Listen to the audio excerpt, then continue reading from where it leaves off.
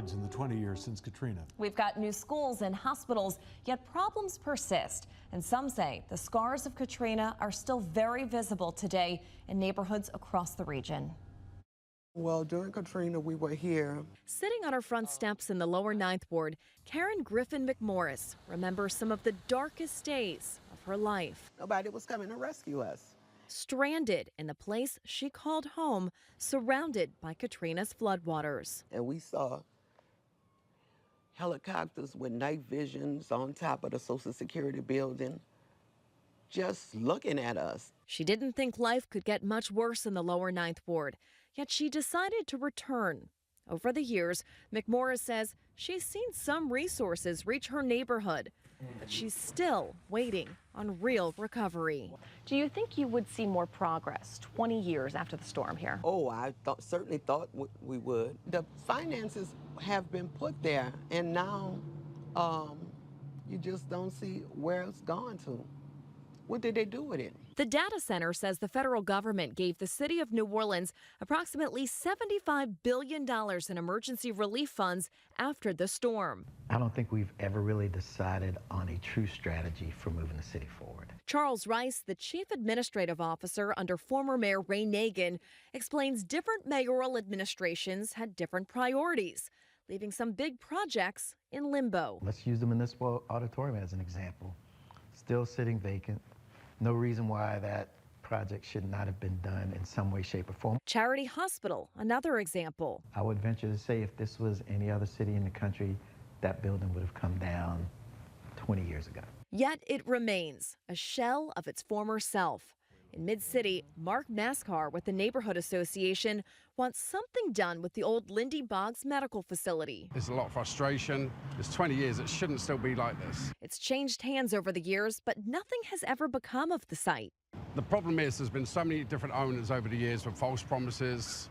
There's going to be this, it's going to be that, but nothing ever transpires. So I think people are just, it's 20 years now. They've had enough. They want to see something happen. While some neighborhoods fight blight, others, like Lakeview, struggle with flooding. Drainage is number one, and how the pumps haven't been brought up to what they're supposed to be in all these years is ridiculous. Today, the city continues construction on its new Sewage and Water Board power complex.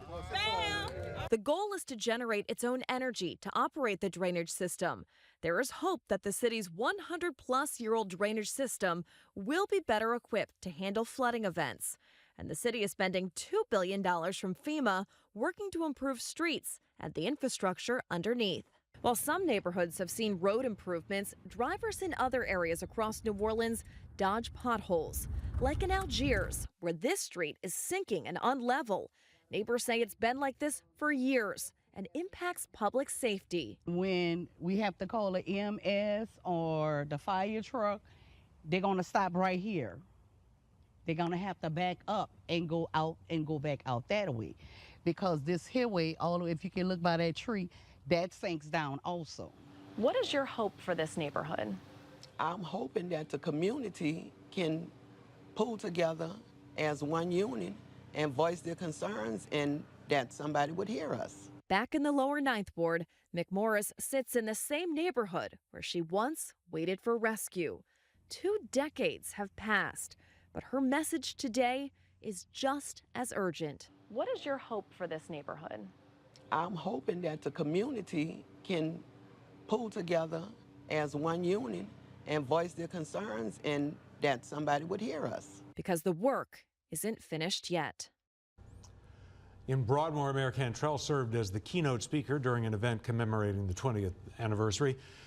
The mayor represented Broadmoor during her time on the city council. She says that Broadmoor led the city by example during the aftermath of the storm, including securing millions of dollars in grant money for recovery efforts.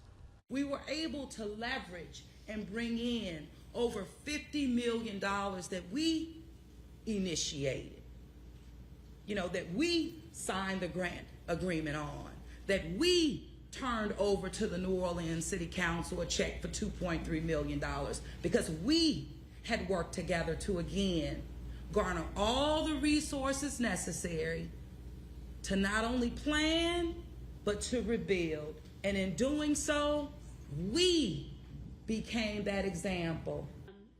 The mayor's speech was followed by a panel discussion with local leaders who played a role in Broadmoor's return and a second line through the neighborhood. The Slidell